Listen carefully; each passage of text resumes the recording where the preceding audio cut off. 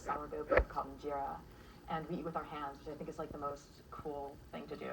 You don't have to mess with utensils or like etiquette or whatever. Tell me more about the, is it sambusas? Sambusas. Because there's so many cultures that have a similar variation and the name changes slightly throughout. Tell me which ones you get again. I get the lentil, the chicken, and the beef. And they're triangles that are folded in flour, and they are fried, and they're not too oily, they're just right. Leah, did you have them as well? I did, and they were fluffy and hot and pillowy and not greasy at all. They were really good. And it comes with a mustard vinaigrette sauce, which I thought was really different and interesting. Tell me about what you had. Well, I had the Yedek Tibbs lamb, and it wasn't like mutton, like tough lamb sometimes you get. It was just really tender. And the raw kitfo, which is kind of the tartare. Right. So it was just perfectly spiced with the herbed butter, and it just was fresh. And before he left, the server was so nice. She's like, "Oh, let me cook this up for you, so it stays in your fridge for longer." And the leftovers were amazing. But Right. kitfo.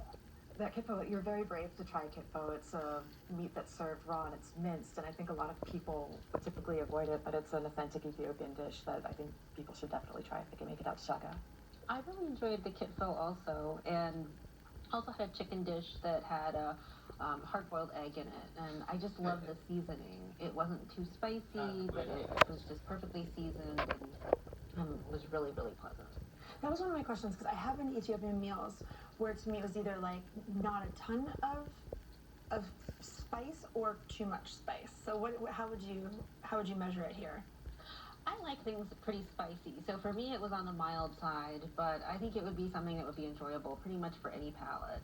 Tell me about Tibbs. What is that?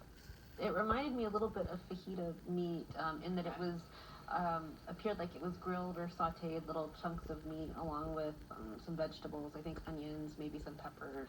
It was good.